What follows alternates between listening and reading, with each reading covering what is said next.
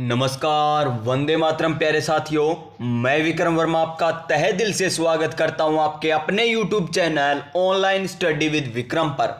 तो प्यारे साथियों, हम कर रहे हैं CET एग्जाम 2024 की तैयारी बड़े ही शानदार तरीके से, बड़े ही जानदार तरीके से कर रहे हैं। तो प्यारे साथियों, जो भी साथी CET एग्जाम की तैयारी कर रहा है इस क्लास को लास्ट तक लगा लेना, क्योंकि इस क्लास में आपको CET एग्जाम में पूछे जाने वाले हर सब्जेक्ट के क्वेश्चन मिलने वाले हैं। वो चाहे मैथ के क्वेश्चन हो, वो चाहे इंग्लिश हो, चाहे हिंदी हो, रीजनिंग हो, Rajasthan GK, India GK, computer, यानी सभी सब्जेक्ट के आपको क्वेश्चन मिलने वाले हैं। तो प्यारे विद्यार्थियों, इस क्लास को लास्ट तक देखकर कमेंट बॉक्स में बता देना कि आपके कितने क्वेश्चन सही हुए हैं। और आज हमारा रहने वाला है मॉडल पेपर नंबर 6। कौन सा मॉडल पेपर रहने वाला है? 6 नंबर मॉडल पेपर रहने वाला है। प्रत्येक मॉडल पेपर में हम 150 प्रश्न करते हैं, जिसमें आपको 3 घंटे का समय मिलता है। पूर्णांक आपका 300 नंबर का रहता है और 40% आपको लाने पड़ेंगे और नेगेटिव मार्किंग है नहीं। 40% बोले तो 150 में से 60 क्वेश्चन आपको सही करने होंगे प्यारे विद्यार्थियों। तो चलिए आज की क्लास हम स्टार्ट करते हैं नई ऊर्जा, नई उमंग के साथ, नए मोटिवेशन के साथ। और आज का हमारा मोटिवेशन क्या है कि जीतेंगे हम, ये वादा करो, कोशिश हमेशा ज्यादा करो। जीतेंगे हम, ये वादा करो, कोशिश हमेशा ज्यादा करो। किस्मत भी रूठे पर हिम्मत ना टूटे। जी हां प्यारे साथियों, किस्मत भी रूठे पर हिम्मत ना टूटे। मजबूत इतना इरादा करो, मजबूत इतना इरादा करो। तो चलिए चलते हैं हमारे आज के क्वेश्चन नंबर 1 पर, और हूबहू इसी प्रकार आपको क्वेश्चन मिलने वाले हैं। तो क्वेश्चन नंबर 1 ये लीजिए आपकी स्क्रीन पर, क्वेश्चन नंबर 1, जिसके चारों ऑप्शन आपको दिखाई दे रहे होंगे। तो देखिए क्या कह रहा है क्वेश्चन नंबर 1 का, किस परिस्थिति में प्रतिजन, किस स्थिति में प्रतिजन और प्रतिरक्षी प्रतिक्रिया होगी। यानी प्रतिजन, एंटीजन, एंटीजन और एंटीबॉडी, एंटीजन और एंटीबॉडी यहां पर कह रहा है कि प्रतिक्रिया होगी कि एक व्यक्ति जिसका रक्त AB है उसे A रक्त समय दिया जाए। क्या ये बात सही है? नहीं, इसमें तो प्रतिजन और प्रतिरक्षी क्रिया नहीं होगी। यहां पर प्रतिक्रिया तो क्या AB वालों को B देने पर होगी? क्या नहीं होगी। क्या A समूह वालों को O रक्त समय दिया जाए तब होगी? क्या नहीं होगी। तो एक व्यक्ति जिसका रक्त समय कौन सा हो, O हो, और उसे कौन सा रक्त दे दिया जाए, A समूह दिया जाए, तो क्या होगा? प्रतिजन प्रतिरक्षी प्रतिक्रिया होगी। यानी ऑप्शन नंबर डी इस क्वेश्चन का राइट आंसर हो जाएगा। देखिए साइंस का क्वेश्चन कितने अच्छे लेवल का क्वेश्चन मैं आपके लिए लेकर आया हूं, और इसी प्रकार आपको क्वेश्चन पूछे जाएंगे CET के एग्जाम में। क्वेश्चन नंबर नेक्स्ट देखिए हमारा क्वेश्चन नंबर 2, और क्या कह रहा है क्वेश्चन नंबर 2 कि देखिए पावर पॉइंट यानी कंप्यूटर का क्वेश्चन, पावर पॉइंट प्रेजेंटेशन में फीचर चुने हुए ऑब्जेक्ट की प्रतिबिंब बना देता है। यानी प्रतिबिंब कौन बना देता है? किसमें? पावर पॉइंट में। किसमें? पावर पॉइंट में जो प्रेजेंटेशन होता है उसका प्रतिबिंब कौन बना देता है? मिररिंग या फ्लिपिंग या स्लाइडिंग या रोटेटिंग। तो इसका एकदम करेक्ट आंसर हो जाएगा फ्लिपिंग। क्या हो जाएगा? ऑप्शन नंबर बी एकदम राइट आंसर हो जाएगा। तो प्यारे विद्यार्थियों, ये भी क्वेश्चन आपको अच्छे तरीके से समझ में आ गया होगा। तो नेक्स्ट क्वेश्चन देखिए, अब हम क्वेश्चन और आंसर करेंगे, क्योंकि अब तो ज्यादा दिन बचे ही नहीं है। 19 तारीख हो चुकी है, 19, 20, 21, 22 को तो पेपर ही है, 23 को पेपर और 24 को पेपर, यानी ज्यादा दिन नहीं बचे। हम ज्यादा से ज्यादा क्वेश्चन करने की सोचेंगे कम समय में। तो ये लीजिए, अब आ चुका है आपकी स्क्रीन पर इंग्लिश का क्वेश्चन। और जब भी इंग्लिश का क्वेश्चन आता है मोटिवेशन चाहिए हमको, क्योंकि इंग्लिश का क्वेश्चन मोटिवेशन के बिना हमसे होता नहीं है। तो लीजिए एक शानदार सा मोटिवेशन है कि प्यारे विद्यार्थियों, वक्त से लड़कर जो नसीब बदल दे, इंसान वही जो अपनी तकदीर बदल दे। जी हाँ, वक्त से लड़कर जो नसीब बदल दे, इंसान वही जो अपनी तकदीर बदल दे। यहाँ कल क्या होगा कभी ना सोच मेरे दोस्त, क्या पता कल वक्त खुद अपनी तस्वीर बदल दे। क्या पता कल वक्त खुद अपनी तस्वीर बदल दे। तो अब इस क्वेश्चन को कर देंगे। हमें ट्रांसलेशन बताना है, टेक्निकल टर्म हमें दे रखी है, और क्या दे रखा है हमें? सब्सक्राइबर। क्या दे रखा है? सब्सक्राइबर, क्रीबर दे रखा है, क्रीबर। तो आलेखीय हो जाएगा, प्रेक्षक हो जाएगा, अभिदाता हो जाएगा या आलेख हो जाएगा? तो इसका हिंदी अनुवाद हो जाएगा अभिदाता। क्या हो जाएगा?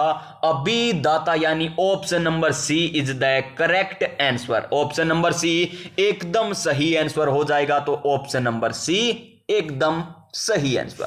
क्वेश्चन नंबर 4, मैथ का क्वेश्चन बड़े ही लाजवाब, बड़े ही शानदार तरीके से करने वाले हैं, क्योंकि मैथ तो मैं आपको इतनी शानदार तरीके से समझाता हूं प्यारे साथियों कि आप भी कहते हो कमेंट करके कि वास्तव में सर आप मैथ बहुत ही अच्छा समझाते हो। तो देखिए, एक समचतुर्भुज, यानी सम माने क्या होता है? समान, और चतुर्भुज माने चतु माने चार, और भुज माने भुजा, यानी समान चार भुजाओं वाला एक चतुर्भुज, समचतुर्भुज। ये लीजिए, इस प्रकार बना लीजिए। इस प्रकार हो गया है ना, समान भुजाएं, जिसका एक विकीर्ण हमें दे रखा है क्या?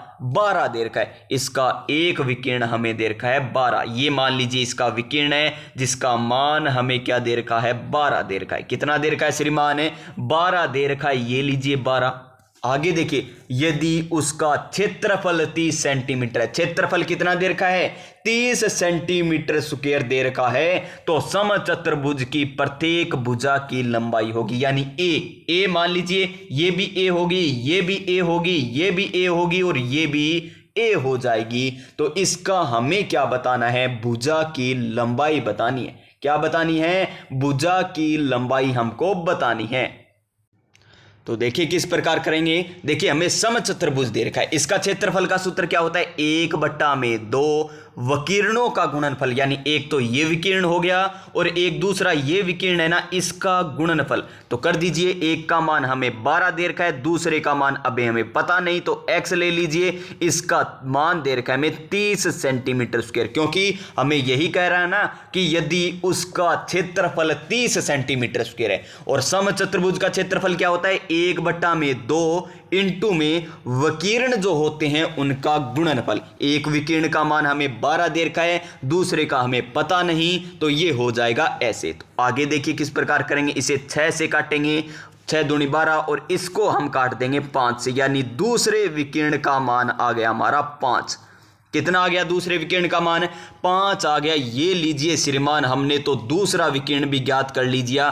ये लीजिए दूसरा विकीर्ण, ये वाला, और इसका मान कितना है हमारे पास है? इसका मान निकल कर आया है हमारे पास, एक सेकंड, इसका मान निकल कर कितना आया? ये लीजिए, सही है क्या? ठीक है, इसका मान आ गया हमारा 5। कितना आ गया? 5। तो देखिए, ये यहां पर है ना, ये वाला, ये यहां पर किस पर काटता है? समकोण पर। ये 90 डिग्री, ये भी 90 डिग्री, ये भी 90 डिग्री, ये भी 90 डिग्री, और एक दूसरे को समचतुर्भुज क्या करते हैं? विकीर्ण में होते हैं वे समद्विभाजित करते हैं, यानी इतने का मान, कितने का मान है प्यारे विद्यार्थियों? केवल इतने का मान। ये कितना होगा? इतने का मान, ये मान होगा हमारा 6।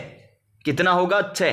क्यों होगा 6? क्योंकि ये आधा होता है विकीर्ण का, और ये मान कितना हो जाएगा? 5/2। 5/2 आधा हो जाएगा ना विकीर्ण, ये भी नीचे वाला 5/2, ये 6, ये 6, इस प्रकार होगा। तो देखिए, ये एक हमारा बन गया समकोण त्रिभुज। क्या बन गया? समकोण त्रिभुज हमारा बन चुका है। इसमें पाइथागोरस प्रमेय लगा दीजिए, जिससे हमारे ए का मान याद हो जाएगा। तो ए स्क्वायर बराबर क्या हो जाएगा? 6 की स्क्वायर कितनी होती है? 36, प्लस में 5 की स्क्वायर 25/4। ये हो गया ना। अब देखिए आगे हम हल करें। अब देखिए हमारे आगे किस प्रकार होगा। यहां पर 4 आ जाएगा एलसीएम, तो 36 की 4 से गुणा कराएंगे तो कितना हो जाएगा? 144। कितना? 144 प्लस में 25। 144 और 25 कितने होते हैं श्रीमान? 169/4 आ जाएगा। किसका मान है ये? ए स्क्वायर का मान, यानी भुजा की स्क्वायर का मान है। तो ये यहां से स्क्वायर हम हटाएंगे तो इधर क्या लग जाएगा? रूट, यानी ए का मान कितना आ जाएगा? 13 की होती है ना 169, 13/2, और 13/2 को हम किस प्रकार लिख सकते हैं? 6 सही 1/2 सेंटीमीटर इसका मान आ जाएगा, यानी भुजा का मान आ गया ना कितना? 6 सही 1/2 सेंटीमीटर। सबसे पहले हमने दूसरे विकीर्ण का मान ज्ञात किया, किस प्रकार? जो हमें दे रखा है समचतुर्भुज का क्षेत्रफल 1/2 इंटू में क्या दे रखा है विकिरणों का गुणनफल, जिसमें एक विकिरण का मान हमें दे रखा था तो दूसरे विकिरण का मान हमने निकाल लिया। तो देखिए एक विकिरण का यहां पर क्या होते हैं समद्वि विभाजित होते हैं, इसका मान 6 हो जाएगा, इसका मान 5/2 हो जाएगा।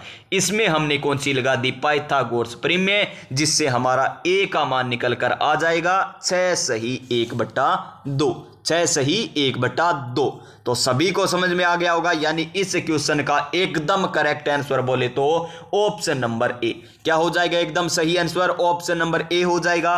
Question number next 5 number question, ये लीजिए साइंस का क्वेश्चन। तो क्या कह रहा है साइंस के क्वेश्चन में यहां पर है कि निम्नलिखित में से कौन सा विषाणु फल चमगादड़ द्वारा फैलता है। चमगादड़ द्वारा कौन सा फैलता है ये हमको बताना है। Nipah virus, dengue virus, hepatitis B virus या HIV। तो कौन सा फैलता है, ये फैलता है निपा है वायरस। कौन सा वायरस है, निपा है वायरस। डेंगू की संख्या किस में होती है, अरबों में, यानी इसे अरबो वायरस के द्वारा फैलता है। HIV एडस का है ना ये, तो इसका एकदम सही answer option number A Nipah virus हो जाएगा, जो चमगादड़ द्वारा फैलता है, चमगादड़ के द्वारा फैलता है। क्वेश्चन नंबर 6, ये भी साइंस का क्वेश्चन। देखिए किस प्रकार क्वेश्चन आपको मिलते हैं CET 10+2 के एग्जाम में, आपको पता चल रहा होगा कि ऊतकों में DNA स्थानांतरण की कणिका बंदूक विधि का सामान्य नाम है। क्या है जी उसका सामान्य नाम, शॉटगन विधि, शॉटपुट विधि, शॉट ब्लास्ट विधि या मिसाइल विधि। देखिए शूट करना है आपको और गन के साथ करोगे ना शूट, तो ये लीजिए, तो इसका भी आंसर हमारा ऑप्शन नंबर ए हो जाएगा, शॉटगन विधि। कौन सी विधि श्रीमान, शॉटगन विधि, ऑप्शन नंबर एकदम सही आंसर। ये लीजिए क्वेश्चन नंबर 7, फिर से साइंस का क्वेश्चन, यानी CET 10+2 में आपको मैथ और साइंस के क्वेश्चन ज्यादा मिलेंगे। किसके क्वेश्चन ज्यादा मिलेंगे, मैथ और साइंस के क्वेश्चन आपको ज्यादा मिलेंगे प्यारे साथियों।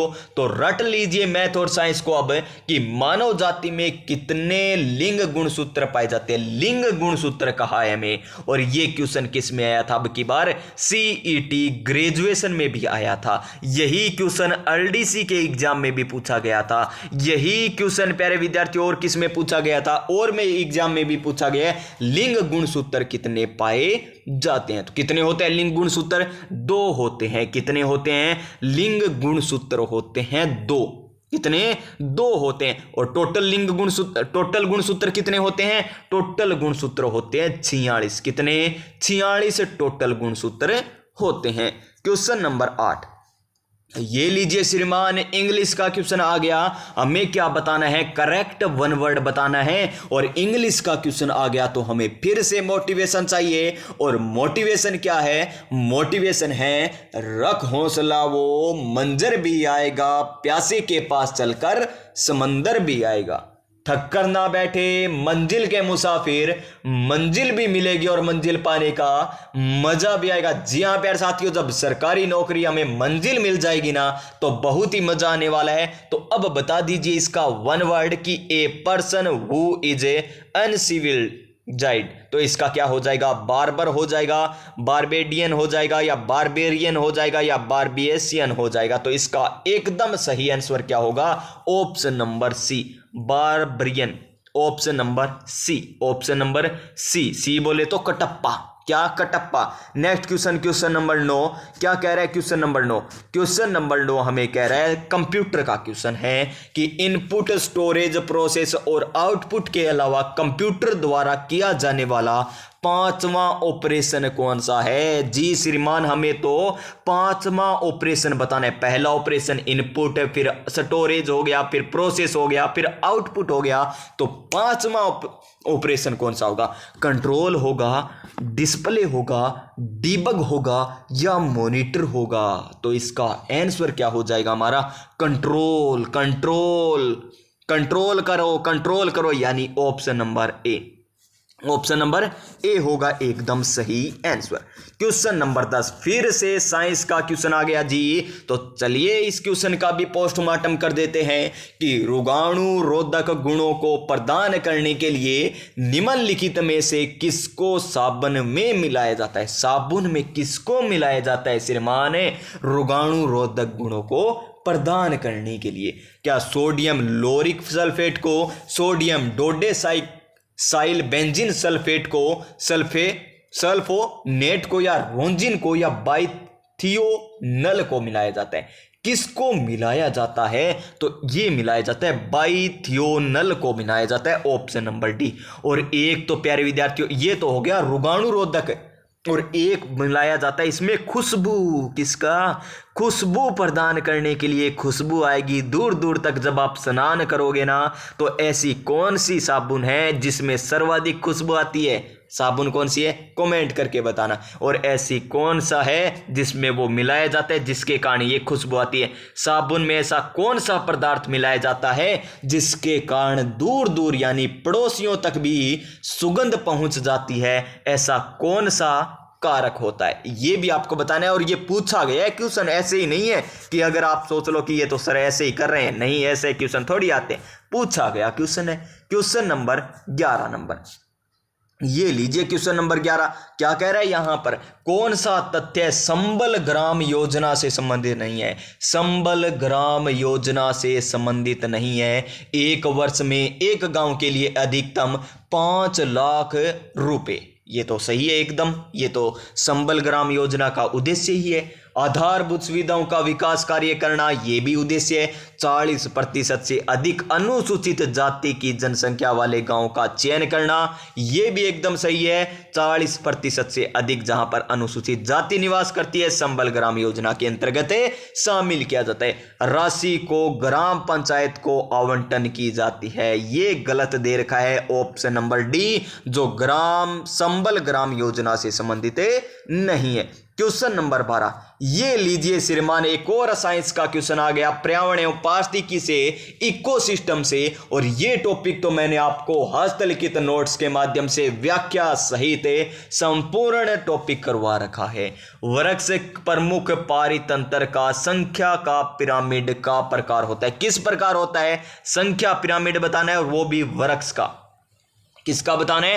वृक्ष का बताना है। तो देखिए किस प्रकार बनता है पिरामिड। ये पिरामिड इस प्रकार बनते हैं। ये लीजिए, आधार पे कौन रखा जाएगा? आधार पे रखे जाएंगे कौन से? आधार पर आएंगे छोटे पेड़ पौधे आ जाएंगे। तो इसमें कैसा बनेगा? उल्टा बनेगा या सीधा बनेगा? तो इसका आ जाएगा हमारा ऑप्शन नंबर सी, उल्टा बनेगा। कैसा बनेगा? वृक्ष प्रमुख पारितंत्र का संख्या पिरामिड बनेगा उल्टा। कैसा बनेगा? उल्टा बनेगा, यानी ऑप्शन नंबर सी एकदम correct answer. Option number C एकदम सही आंसर।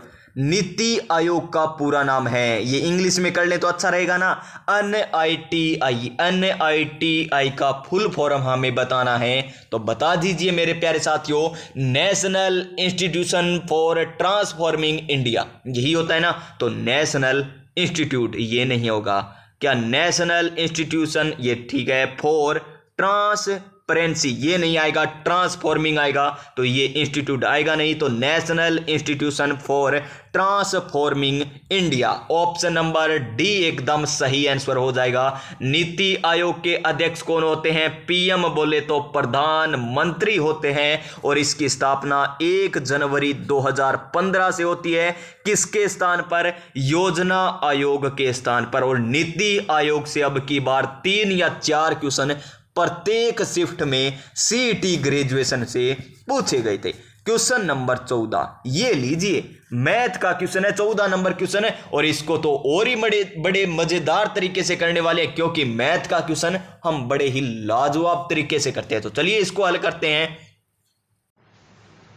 तो देखिए क्वेश्चन क्या कह रहे हैं हमें कि tan 30 degree, sin 45 degree, sin 60 degree और sin 90 डिग्री का मान क्या होगा श्रीमान, ये हमको बताना है। और ये है 10वीं की बुक 8वीं प्रश्ना वाली।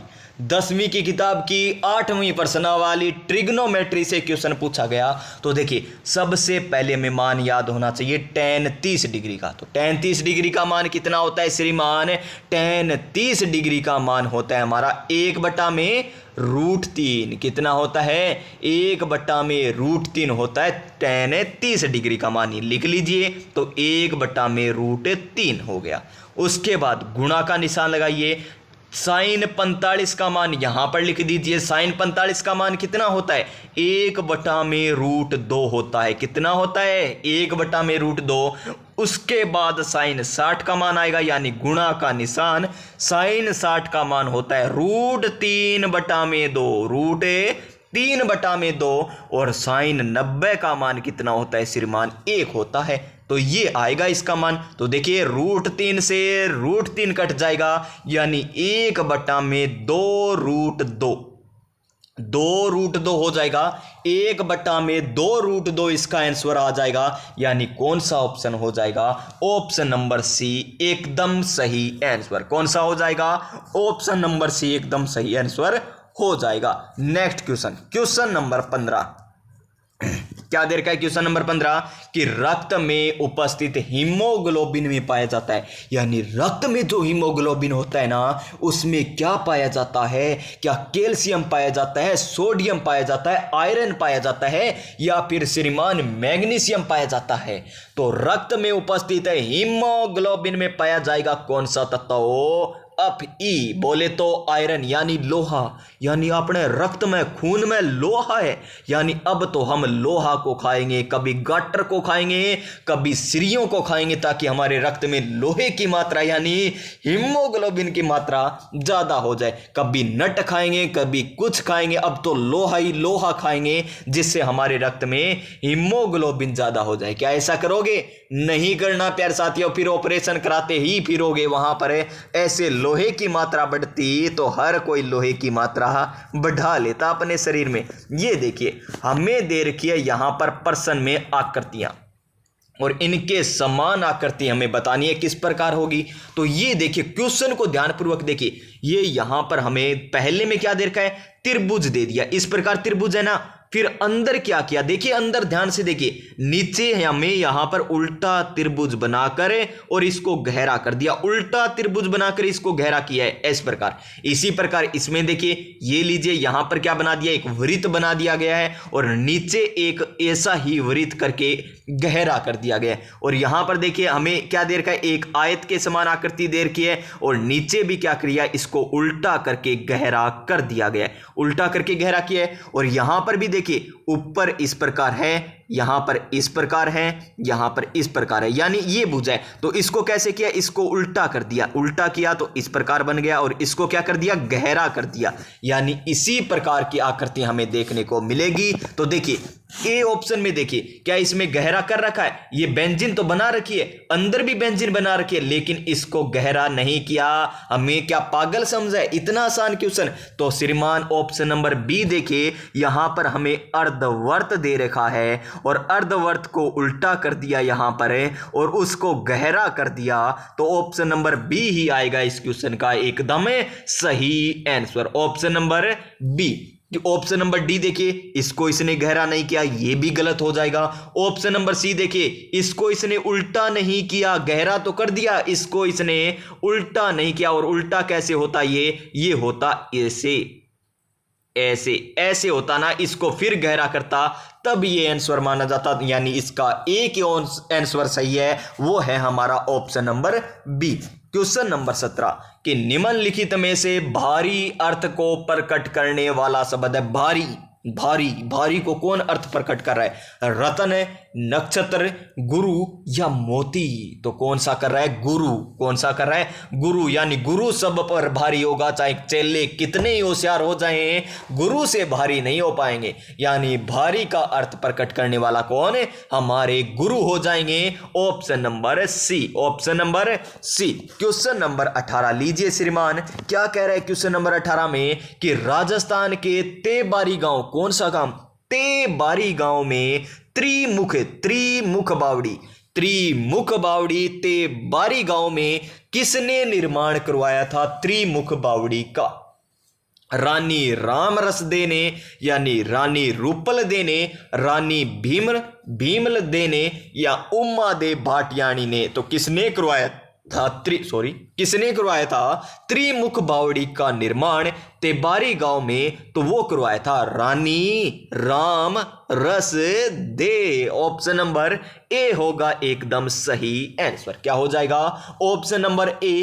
Question number next 19 number question. और क्या कह रहा है क्वेश्चन नंबर 19 कि राजस्थान में स्थापित पहली सूती वस्त्र मिल का नाम क्या है जी? पहली सूती वस्त्र मिल का नाम कृष्णा मिल, एडवर्ड मिल, महालक्ष्मी मिल या सादुर मिल? तो इसका नाम क्या हो जाएगा?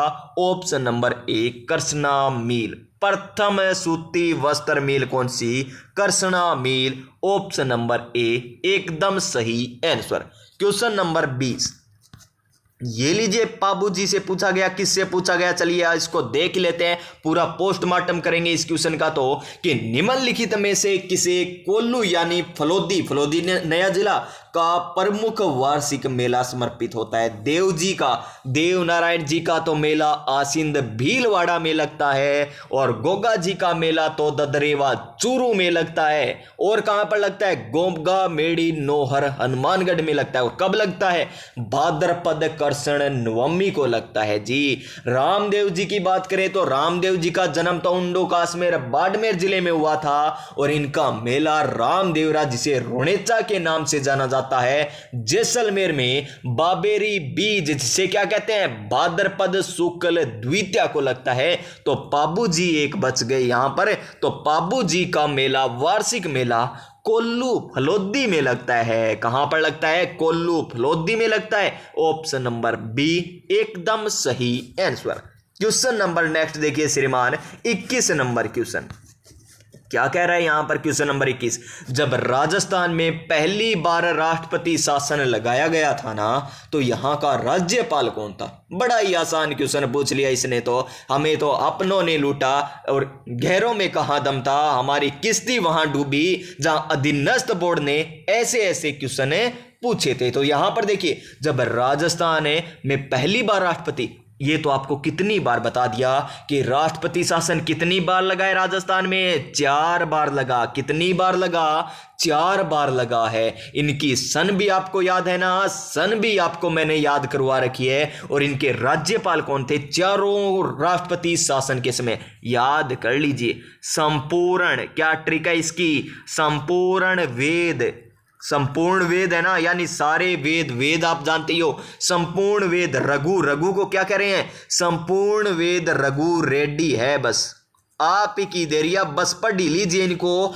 संपूर्ण वेद रघु रेड्डी यानी संपूर्ण पहले राष्ट्रपति शासन के समय, वेद से दूसरे राष्ट्रपति शासन के समय, रघु से तीसरे राष्ट्रपति शासन के समय राज्यपाल थे, और रेड्डी चौथे राष्ट्रपति शासन के समय क्या थे?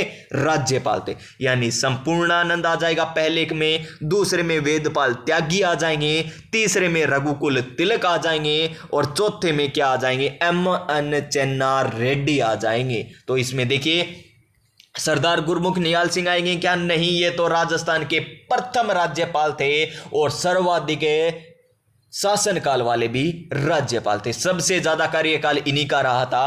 फिर देखिए हुक्म सिंह नहीं आएंगे, ये तो राष्ट्रपति शासन के समय ये ही नहीं थे। क्या जोगेंद्र सिंह आएगा? नहीं आएगा श्रीमान, आपने ट्रिक जो बता रखी है और ऑप्शन पढ़ने ही नहीं हमें तो कि संपूर्ण वेद रघु रेड्डी यानी संपूर्णानंद आएंगे श्रीमान। तो Shri Sampurnanand option number D एकदम सही आंसर। संपूर्णानंद, वेदपाल त्यागी, रघुकुल तिलक और M.N. चन्ना रेड्डी, जिसमें सर्वाधिक क्वेश्चन पूछा जाता है M.N. चन्ना रेड्डी का और संपूर्णानंद जी का। ये 2 क्वेश्चन सर्वाधिक पूछे जाते हैं इनमें से। नेक्स्ट क्वेश्चन नंबर देखिए 22 नंबर। चिल्का झील नदी के डेल्टा के दक्षिण में स्थित है, किसके पास है? चिल्का है कहां पर? चिल्का उड़ीसा में। चील क्या करती है? उड़ती है ना। तो चिल्का झील, चील तो उड़ती है श्रीमान, तो उड़ीसा में आ जाएगी। चील उड़ी रे बच्चों, चील उड़ी रे यानी उड़ीसा में। और कौन सी नदी के किनारे? गोदावरी। कृष्णा, कावेरी या महानदी के किनारे, तो इसका आ जाएगा महानदी के डेल्टा के दक्षिण में स्थित है। महानदी डेल्टा के दक्षिण में चिल्का झील उड़ीसा में स्थित है, यानी ऑप्शन नंबर डी होगा एकदम सही आंसर। नेक्स्ट क्वेश्चन नंबर देखिए, बड़ा ही लाजवाब क्वेश्चन नंबर 23 और इंग्लिश का क्वेश्चन। जी श्रीमान, इंग्लिश का क्वेश्चन तो हम किससे करेंगे? मोटिवेशन डोज के साथ करेंगे। और मोटिवेशन क्या रहने वाला है अब हमारा, कि शिक्षा वह शक्तिशाली हथियार है जिससे आप दुनिया को बदल सकते हैं। जी हाँ, दुनिया बोले तो इस संसार को ही बदल सकते हैं, अपने परिवारों को बदल सकते हैं, अपने परिवार को बदल सकते हैं, समाज की सोच को भी बदल सकते हैं। किस प्रकार? आपके प्रति जो सोच है ना अब, कि ये लगेगा या नहीं लगेगा, चाहे ना लगे प्यारे विद्यार्थियों, लेकिन आपने जो शिक्षा ग्रहण की है ना, वो इतना शक्तिशाली हथियार है जिससे आप दुनिया बदलने का भी क्या रखते हो? तजुर्बा रखते हो। अब कर दीजिए इस क्वेश्चन को, which of the following is not a finger of A notice, यानी नोटिस में ये कौन सा नहीं आएगा, ये हमें बताना है। सिंगर बाय अथॉरिटी या टाइम डेट प्लेस या एजेंडा या मिनट्स, इसमें कौन सा नहीं आता है? किसमें? नोटिस में। तो नोटिस में यहां पर देखिए, यहां पर दे दिया इसने टाइम डेट प्लेस आता है, तो बाद में मिनट और क्यों आएगी? तो मिनट्स ऑप्शन नंबर क्या जाएगा? मिनट्स, ऑप्शन नंबर डी हो जाएगा एकदम सही आंसर। क्वेश्चन नंबर 24, मुद्रा धातु, कौन सी धातु? मुद्रा धातु में की सबसे स्थायी ऑक्सीकरण अवस्था, ऑक्सीकरण स्टेट हमें बतानी, स्टेट बोले तो अवस्था बतानी, ऑक्सीडेशन स्टेट बतानी है, ऑक्सीकरण अवस्था बतानी है, वो भी सबसे स्थायी कौन सी मुद्रा धातु की होती है? कॉपर प्लस या एजी प्लस या एयू प्लस, तो इसका आंसर आएगा जो हमारा ऑप्शन नंबर बी। क्या आएगा? ऑप्शन नंबर बी आएगा। देखिए +2 यहां पर है, प्लस यहां पर है, +3 यहां पर है। आप इलेक्ट्रॉनिक विन्यास आते ही होंगे, इलेक्ट्रॉनिक विन्यास उस जो होते हैं ना 1s2 2s2 2p6 इस प्रकार, उनसे ये क्वेश्चन हो जाएगा ऑक्सीकरण अवस्था वाला। क्वेश्चन नंबर 25 क्या है? क्वेश्चन नंबर 25 कि ट्रांसफ्यूजन के लिए रक्त को कितने दिन तक संग्रहित किया जा सकता है? 10 से 20 दिन तक, 35 से 45 दिन तक, 45 से 60 दिन तक या 3 महीने तक। तो कब तक किया जा सकता है? ये 35 से 45 दिन तक ट्रांसफ्यूजन के लिए रक्त को एकत्रित किया जा सकता है। Option number B. Question number 26 reasoning का क्वेश्चन, बड़ा ही आसान क्वेश्चन होगा। इसको तो हम बड़े ही लाजवाब तरीके से करेंगे कि नीचे दी गई श्रेणी में ऐसे कितने @ चिन्ह है, @ बोलते हैं ना, ऐसे @ कितने चिन्ह हैं जिनसे ठीक पहले हैज आए और ठीक बाद में क्या आ जाए श्रीमान? प्लस आ जाए। तो देख लीजिए कितने हैं। @ से पहले हैज है क्या? नहीं, ये तो कट जाएगा। @ से पहले हैज है क्या? नहीं है, ये भी गलत हो जाएगा। @ से पहले हैज है क्या? ये भी नहीं होगा। @ से पहले हैज है क्या? जी श्रीमान है, लेकिन बाद में प्लस है क्या? है। तो एक तो हो गया ये वाला, एक हो गया ये। देखिए उसके बाद देखिए ये फिर एक और आ गया, @ से पहले हैज और बाद में प्लस हमें दे रखा है। इसी प्रकार एक और यहां पर देखिए, @ से पहले हैज और प्लस दे रखा है। और है क्या? कोई बच गया क्या? कोई नहीं बचा। इतना आसान क्वेश्चन है, फिर भी हम बचने देंगे क्या? नहीं बचने देंगे। तो कितने हो जाएंगे ऐसे? 1 2 और ये तीसरा श्रीमान, यानी कितने हो जाएंगे? 3 हो जाएंगे। ऑप्शन नंबर ए क्या हो जाएगा इस क्वेश्चन का right answer? Option number A हो जाएगा। चलिए हमारे नेक्स्ट प्यारे से क्वेश्चन पर, और क्वेश्चन नंबर 27 पॉलिटी से क्वेश्चन पूछा गया। ये लीजिए 27 नंबर क्वेश्चन कि निम्नलिखित में से कौन लोकसभा द्वारा पारित धन विधेयक की एक प्रति राज्यसभा को भेजते समय प्रश्नांकित करता है? कौन करता है वो? तो धन विधेयक किसकी अध्यक्षता में आता है? ये तो आपको पता ही होगा। वित्त मंत्री, लोकसभा का महासचिव, लोकसभा का अध्यक्ष या संसदीय कार्य मंत्री। तो इसका आंसर आ जाएगा लोकसभा का अध्यक्ष। और वर्तमान में कौन है लोकसभा के अध्यक्ष? ओम बिड़ला। कौन है? ओम बिड़ला। कहां से रहने वाले हैं? कोटा बूंदी। ये इस क्षेत्र से, लोकसभा क्षेत्र कोटा बूंदी लोकसभा क्षेत्र से है ओम बिड़ला। प्यारे विद्यार्थियों याद रखिएगा, इंपॉर्टेंट क्वेश्चन है, बार बार पूछे जाने वाला क्वेश्चन है। इस प्रकार क्वेश्चन नंबर 28 देखिए, कंप्यूटर का क्वेश्चन, आसान क्वेश्चन बना देंगे हम तो इसको। एमएस एक्सेल में डेट फंक्शन का प्रयोग है। आज की तारीख दिखाने के लिए, समय प्राप्त करने के लिए, सिर्फ दिन में दिनों को जोड़ने के लिए। क्या बात कर रहे हो साहब, ऐसे ही कोई ऑप्शन देता है क्या?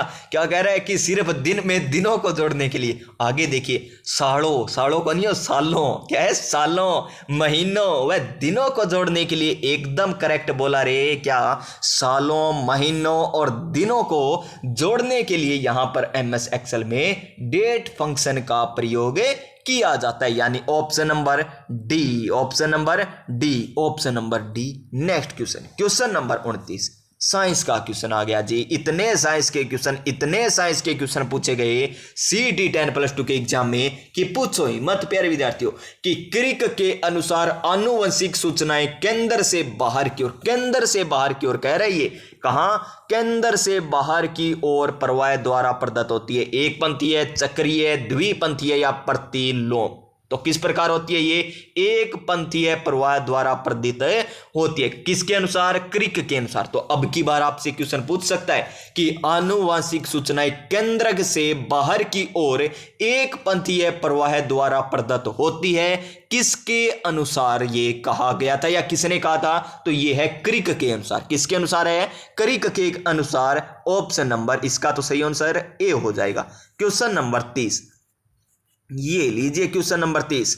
अच्छा क्वेश्चन है, मानवाधिकार आयोग का क्वेश्चन है। 1999 में स्थापना, 2000 में कार्य करना प्रारंभ करता है। ये कौन? राजस्थान राज्य मानवाधिकार आयोग की पहली महिला अध्यक्ष कौन थी? पहली महिला अध्यक्ष कौन थी? तो कांता भटनागर, जयंती पटनायक, ललिता कुमार मंगलम या इनमें से कोई नहीं। तो इनका answer Kanta Bhatnagar, option number A. क्या हो जाएगा? ऑप्शन नंबर ए एकदम करेक्ट आंसर हो जाएगा। फिर देखिए क्वेश्चन नंबर 31, क्या आ गया क्वेश्चन नंबर 31 में? क्वेश्चन नंबर 31 दिया है कि choose the most appropriate translation of the given sentence into English. ईश्वर सर्वशक्तिमान है, यानी ईश्वर ही सर्वशक्तिमान है। आपने सुना ही होगा, शक्तिमान नाटक भी देखा होगा। सबसे शक्तिशाली कोई है ना, तो वो है ईश्वर। उससे सभी नीचे ही हैं, वो चाहे कोई हो। प्यारे विद्यार्थियों, ईश्वर सबसे शक्तिशाली है यहां पर। तो देखिए इसका हमें क्या बताना है? इंग्लिश ट्रांसलेशन बताना है। तो देखिए ए ऑप्शन क्या दे रखा है? गॉड इज, गॉड इज सब में common, God is, God is, God is, God is, यानी भगवान है। क्या है भगवान? देखिए ओमनी यानी सर्व, ओमनी सर्व, ओमनी सर्व, ओमनी का अर्थ क्या होता है? सर्व। यहां पर देखिए सर्व हो गया। अब शक्तिमान का बताना है, तो इसका क्या हो जाएगा? प्रेसेंस हो जाएगा, पोटेंट हो जाएगा, या बेनेवोलेंस हो जाएगा, या कॉम्पेटेंट हो जाएगा। इसका हो जाएगा पोटेंट, यानी ओमनी पोटेंट। ऑप्शन नंबर क्या आएगा इसका? एकदम सही आंसर ऑप्शन नंबर बी माना जाएगा। क्या माना जाएगा? Option number B, God is a omnipotent, God is omnipotent, option number B एकदम सही आंसर। क्वेश्चन नंबर फिर आता है हमारा 32 नंबर क्वेश्चन। ये लीजिए श्रीमान, मैथ का क्वेश्चन आ गया और इसको बड़े ही लाजवाब, जानदार, शानदार तरीके से करने वाले हैं। क्या कह रहा है क्वेश्चन? कि एक घड़ी का क्रय मूल्य 530 रुपये, यानी क्रय मूल्य हमें दे रखा है। यदि हानि प्रतिशत 24% हो। इतना आसान क्वेश्चन क्यों पूछते हैं श्रीमान? तो देखिए 24% हानि हो रही है यहाँ पर, तो हानि का मान क्या होगा ये हमें बताना है। और ये क्वेश्चन किन के लिए पता है ना? जो पहली बार एग्जाम देकर आते हैं ना, उनके लिए ये क्वेश्चन है, ताकि वे इस क्वेश्चन को कर सकें और बाहर जाकर ये कह सकें कि सर पेपर तो बहुत आसान आया था, हमने तो वही क्वेश्चन मैथ के भी क्वेश्चन कर दिए। इतना आसान पेपर, क्योंकि आसान क्वेश्चन दिखते हैं, कठिन क्वेश्चन तो याद ही नहीं रहते, तो वो कैसे कहेंगे कि पेपर हार्ड आया था? सभी कहते हैं पेपर बड़ो सो रहा है, और जो पेपर ना दे गया वो तो कोई कहे कि थार लो पेपर सो रहा है, मार लो दो रहा है बटो, क्यों पेपर देवे जाए सो क्यों जे कि 12 दो रोज 12 सो रोज क्यों है कि पेपर सेंटर में जो माहौल होता है वो अलग होता है, बाहर अलग होता है। बाहर तो आपको सब कुछ लगता है। जैसे मैंने इस क्वेश्चन का आंसर बताया ऑप्शन नंबर, जैसे मान लीजिए एक ऑप्शन नंबर डी बता दिया मैंने इसका आंसर, और आपने सोचा था ऑप्शन नंबर सी, सोचा था कि सी आएगा, और मैंने जैसे ही ऑप्शन नंबर डी बताया, अरे सही है डी आओगे, यानी वो तो मैं कर दूँ यार, सही है। लेकिन बड़े बैठे हुआ नहीं एग्जाम सेंटर में, तब आप ऑप्शन नंबर सी ही कर गया यार, डी कौन करा।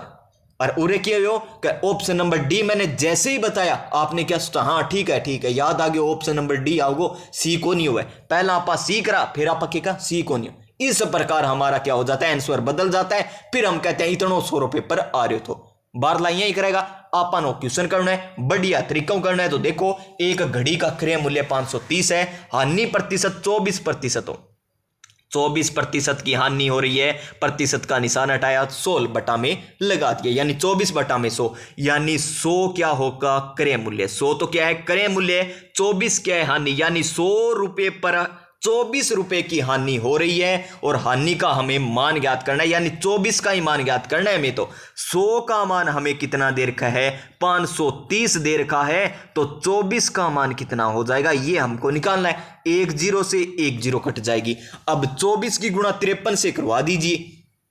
24 की गुणा 53 से करवाएंगे तो किस प्रकार करेंगे, 24 की गुणा 53 से करवाएंगे तो 24 48 24 कितने होते हैं, 72 होते हैं क्या। ये लीजिए 72 कितनी 80 ला गई, 7 80 ला गई, कितनी 7। और 24 पंजा कितने होते हैं, 120 होते हैं। और 120 और 7 127, यानी 127, यानी 1272 बटा में कितना आ गया, 10 आ गया। 10 है यानी एक छोड़कर पॉइंट लगा लीजिए, 127.2, यानी कौन सा जो मैंने अभी बताया था ना ऑप्शन नंबर डी, वही आ गया इसका आंसर। तो देखिए बड़ा ही लाजवाब क्वेश्चन है, ऑप्शन नंबर डी हो जाएगा इसका एकदम सही आंसर। क्या हो जाएगा, ऑप्शन नंबर डी। अब चलिए हमारे नेक्स्ट क्वेश्चन पर। क्वेश्चन नंबर नेक्स्ट क्या है, 33 नंबर क्वेश्चन कि राजस्थान में 2011 में भारत की कितनी प्रतिशत जनसंख्या थी। कितनी प्रतिशत जनसंख्या थी भारत की 2011 में, 5.55 या 5.66, 6.55 या 10.41%। कितनी प्रतिशत है, 10.41% है क्या, नहीं ये तो क्षेत्रफल है। तो क्या आ जाएगा 5.66% है, option number B. Option number B हो जाएगा इस क्वेश्चन का राइट आंसर। और आपको ये टॉपिक मैंने ट्रिकों के माध्यम से, जैसे जे अन्नू, जेपी सिंह बुरा है, जैसलबिका बाढ़ में चुरा ले गया जोधपुर, जय बरदो आज धौलपुर, यानी इस प्रकार ट्रिकों के माध्यम से संपूर्ण टॉपिक करवा रखा है। जाकर देखिए एक बार, क्लास में ही आपको याद हो जाएगा। क्वेश्चन नंबर 34 ये लीजिए कंप्यूटर का क्वेश्चन कि भारत का पहला कंप्यूटर स्थापित हुआ था। भारत में पहला कंप्यूटर स्थापित हुआ था, कहां पर हुआ था। ऑप्शन नंबर ए सामाजिक विज्ञान संस्थान आगरा में। Option number B Indian Institute of Statistic Delhi में। ऑप्शन नंबर सी को ध्यानपूर्वक पढ़िएगा, भारतीय सांख्यिकी संस्थान कोलकाता में। और इसका आंसर भी यही हो जाएगा, भारतीय सांख्यिकी संस्थान कोलकाता में भारत में पहला कंप्यूटर स्थापित हुआ था। Option number C. Question number 35 ये लीजिए, बड़ा ही लाजवाब, बड़ा ही आसान क्वेश्चन, मैथ का क्वेश्चन है और बड़े ही शानदार तरीके से कर देंगे इसको। तो देखिए रूट में दे रखा है हमें क्या, 9130999 प्लस में क्या दे रखा है, ये रूट वाला। तो इसका मान किस प्रकार निकालेंगे, इसका मान क्या हो जाएगा, ये किसकी है, 9 इकाई अंक किस में होता है, एक तो किसके आता है, 3 में आता है, एक 7 में आता है। और ये 2 अक्षर छोड़ देंगे, ये आपको सिखा रखा है ना, अब कोई दिक्कत नहीं है आपको। 7005 है तो 7005 किसके आर बार आएगी, ये किसकी स्क्वायर हो जाएगी, 90 की तो 81 होती है, 85 की 25 और 8 निम 72, 8 निम 72, ये भी ज्यादा होगी, यानी 85 की भी ज्यादा होती है। तो क्या आ जाएगा, 85 की भी ज्यादा होती है तो 83 की, हाँ ठीक है 83 की होगी। या तो ये 833 की है या फिर 837 की है, एक है इसमें से किसकी हो जाएगी, ये 833 की या 837 की। तो ये देख लीजिए किसकी हो जाएगी, 837 की होगी, 837। अब इसमें 837 जोड़ दीजिए, जोड़ोगे तो कितना आ जाएगा, 9 और 7 कितने होते हैं, 9 और 7 16, 9 और 3 12 और 1 13 को तीयो हंसी लगी 1 1 8 1 9 आ जाएगा, 9 आ जाएगा यहाँ पर 936 है। और आगे क्या दे रखा है हमें, 91 दे रखा है, 91 ही दे रखा है क्या, 913 दे रखा है, 913 ये लीजिए। अब ये किसकी है, तो इकाई अंक क्या है, 6 किस में आता है, एक तो 6 36 में आता है, एक 4 चौके 16 में आता है। 2 अक्षर छोड़ देंगे हम और क्या बचा हमारा 9139 बचा, क्या बचा 9139।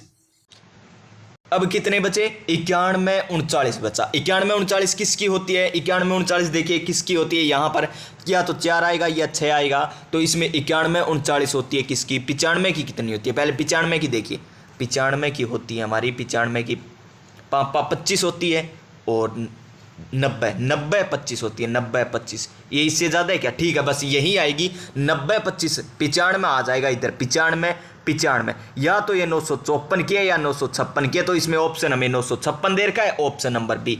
ये ऐसे तो क्वेश्चन मैंने आपको आसानी से बता दिया, लेकिन ये क्वेश्चन किस प्रकार होता? इस प्रकार, भाग विधि से। और भाग विधि मैंने आपको कल बता दी थी, और ये ऐसा तरीका, यानी दोनों तरीके बता दिए मैंने आपको, एक तो जल्दी करने वाला तरीका और एक आराम से बिना कोई तावड़ मचाए, कह दिया बिना कोई तावड़ मचाए बिया क्वेश्चन करवा दियो। तो थाने जो अच्छो लगे वो कर लियो, पहली क्लास देख लियो, बेमा थाने बढ़िया तरीका समझा रखियो है। एकांकी शब्द में कौन सा समास है? एकांकी, एकांक, एकांक, एक आ रहा है इसमें, यानी संख्या आ रही है तो द्विगु हो जाएगा। कौन सा? द्विगु समास, संख्या आ रही है, द्विगु समास, option number B. Question number 37 किसका क्वेश्चन है? क्वेश्चन नंबर 37 क्वेश्चन है हमारा साइंस का क्वेश्चन। विभिन्न प्रकार की रासायनिक अभिक्रियाएं हैं, रासायनिक अपघटन, विस्थापन, द्विविस्थापन, और ये हमें दे रखा है। इसमें से रासायनिक कौन सी है जी? इसमें से क्या बताना है जी, कैसे बताना है?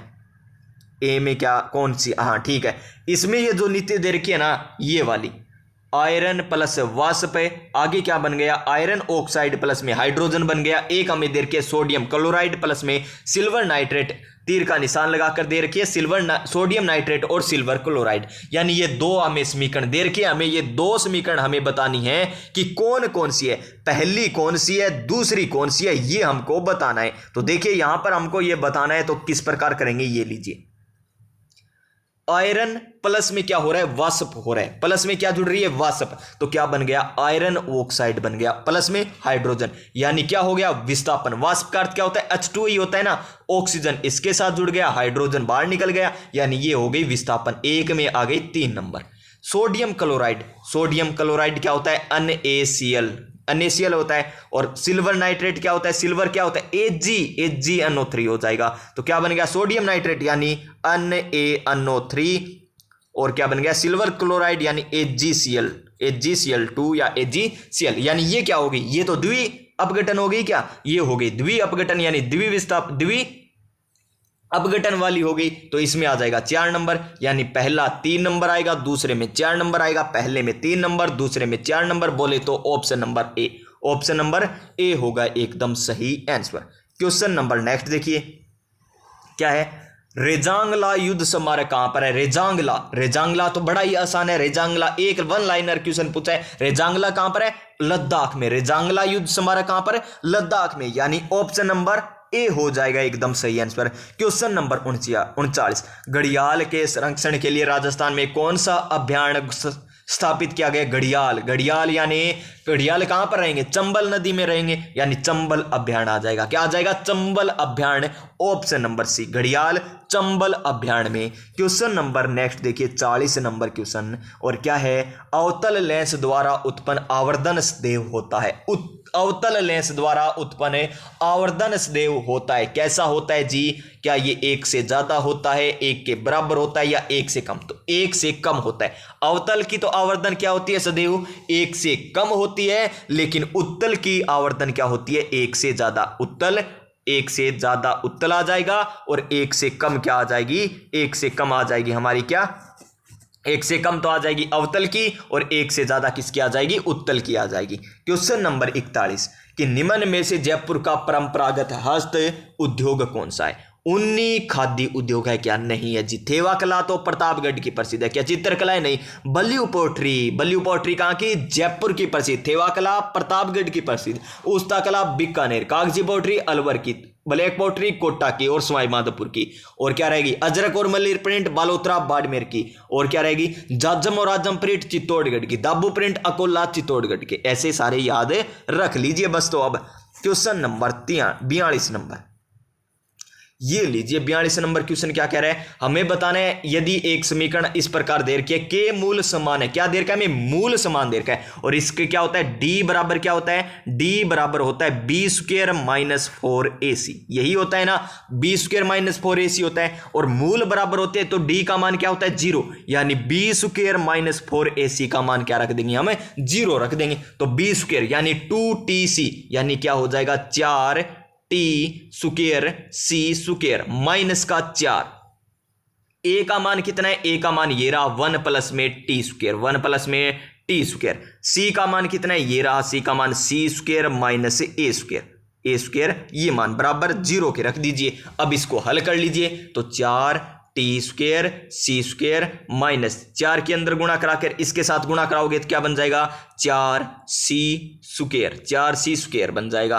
और 4 की गुणा इससे कराओगे तो माइनस का 4 ए स्क्वायर बन जाएगा। अब 4 टी स्क्वायर की इसके साथ कराओगे तो क्या बन जाएगा, तो देखिए ऐसे गुणा आपको समझ में नहीं आएगी। हम क्या करते हैं, पहले इनकी गुणा कराते हैं फिर इनकी करवा देंगे। तो माइनस का निशान 4 पड़ा रहने दीजिए, एक की गुणा इसके साथ कराओगे तो क्या आ जाएगा, सी स्क्वायर, ये ऐसे सी स्क्वायर माइनस ए स्क्वायर आ जाएगा।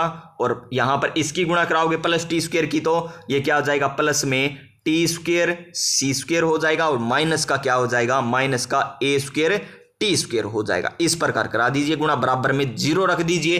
अब देखिए अब 4 की गुणा करा दीजिए, 4 की गुणा कराओगे तो 4 टी स्क्वायर सी स्क्वायर माइनस 4 के अंदर गुणा कराओगे माइनस का 4 सी स्क्वायर माइनस का प्लस हो जाएगा 4 ए स्क्वायर और क्या हो जाएगा, ये हो जाएगा माइनस का 4 टी स्क्वायर सी स्क्वायर और ये हो जाएगा प्लस का 4 ए स्क्वायर टी स्क्वायर बराबर में 0।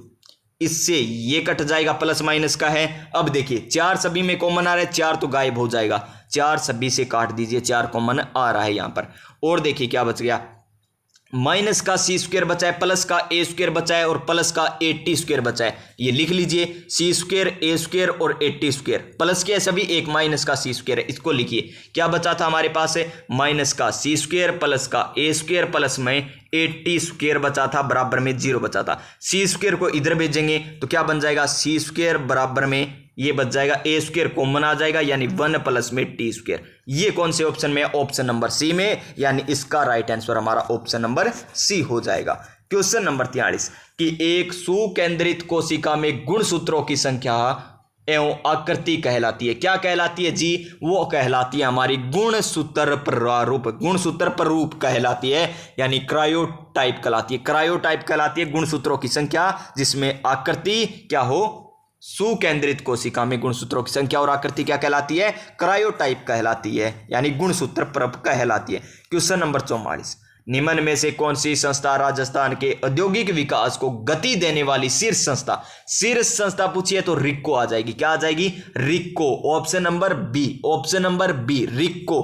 क्वेश्चन नंबर 45 कुवल्यमाला नामक कथा संग्रह में कितनी भाषाओं, कुवल्यमाला में कितनी भाषाओं का उल्लेख किया गया है श्रीमान, 15, 16, 17 या 18, तो कितनी भाषाएं हैं, ये है 18 भाषाओं का उल्लेख किया गया कुवल्यमाला में। और किसके द्वारा रचित है कुवल्यमाला, उद्यतन सूरी के द्वारा रचित है। क्वेश्चन नंबर 46 इंग्लिश का क्वेश्चन है, कर दीजिए, आसान सा क्वेश्चन है क्योंकि ये इनडायरेक्ट स्पीच है, ये तो आसान क्वेश्चन है, मोटिवेशन की जरूरत नहीं है ना।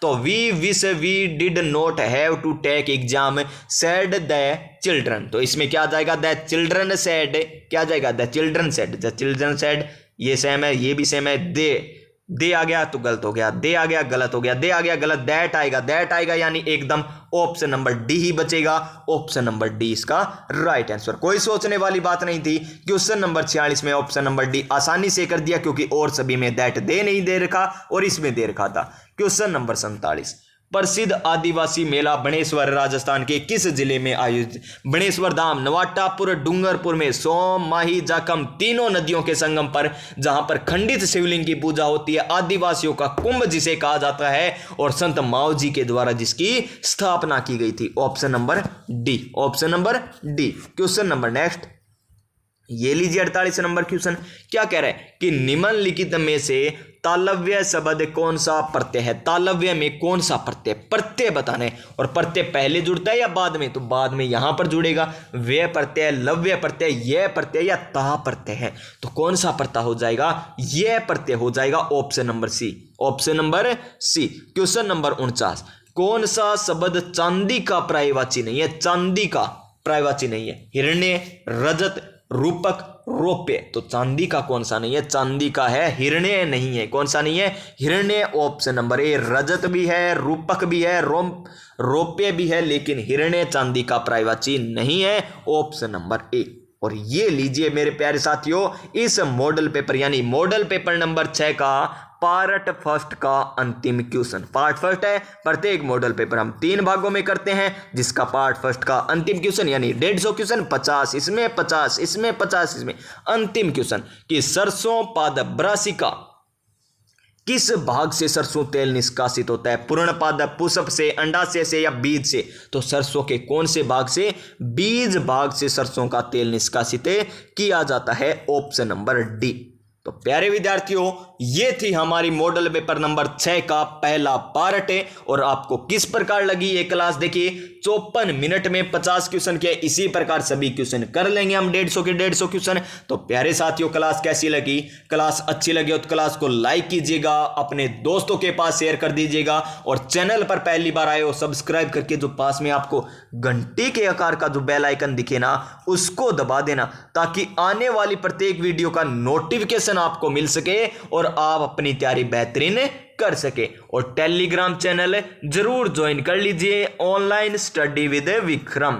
ऑनलाइन स्टडी विद विक्रम जाकर सर्च कीजिए टेलीग्राम पर, आप जुड़ जाइए उसमें प्यारे विद्यार्थियों। तो जुड़िए अभी, तो पीडीएफ मिल जाएगी जहां पर आपको, और नोट्स भी मिलते हैं। तो तैयारी में व्यस्त रहिएगा, मस्त रहिएगा, और अपनी अपनी तैयारी में जुड़े रहिएगा। मिलते हैं नेक्स्ट क्लास में, तब तक जय हिंद, जय भारत।